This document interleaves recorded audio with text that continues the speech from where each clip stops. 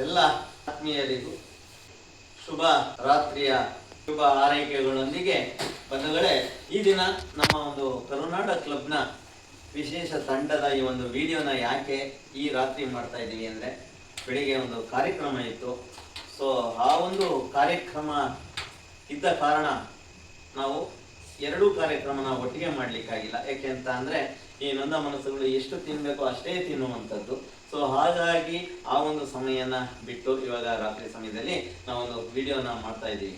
ಆ ಒಂದು ಕರುನಾಡ ಕ್ಲಬ್ನ ತಂಡ ನಿರಂತರವಾಗಿ 34ನೇ ವಾರ ದಿನ ನಿತ್ಯವೂ ಕೂಡ ನಮ್ಮ ಒಂದು ಹಿರಿಯರ ಪುಣ್ಯಧಾಮಕ್ಕೆ ವಾರದಲ್ಲಿ ಒಂದು ದಿನ ಒಂದು ಸಮಯ ಆ ಒಂದು ಕರುನಾಡ ಕ್ಲಬ್ನ ತಂಡ ನಿರಂತರವಾಗಿ ನಿಮ್ಮೆಲ್ಲ ನೊಂದ ಮನಸ್ಸುಗಳ ಹಸಿವನ್ನ ಅಳಿಸಿ ಹರ್ಷವನ್ನ ತರುತ್ತಾ ಇದೆ.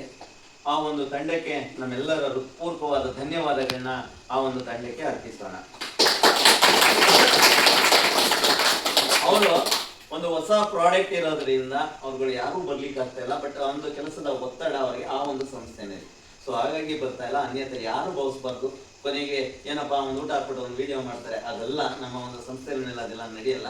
ಸೊ ಈ 34ನೇ ವಾರ ನಿರಂತರವಾಗಿ ಆ ಒಂದು ಕರುನಾಡ ಕ್ಲಬ್ನ ಸದಸ್ಯರು ಎಲ್ಲ ಪ್ರಮುಖರು ಕೂಡ ನಿರಂತರವಾಗಿ ತಮ್ಮೆಲ್ಲರಿಗೂ ಲಘು ಉಪಹಾರನ ಮಾಡ್ತಾ ಇದ್ರು. ಈ ದಿನ ರಾತ್ರಿ ಉಪಹಾರವನ್ನ ಏರ್ಪಡಿಸಿದ್ದಾರೆ. ಹಾಗಾಗಿ ಅವರಿಗೂ ಅವರ ಕುಟುಂಬಕ್ಕೂ ಭಗವಂತ ಸಮೃದ್ಧಿಯನ್ನು ಉಂಟು ಮಾಡಲಿ.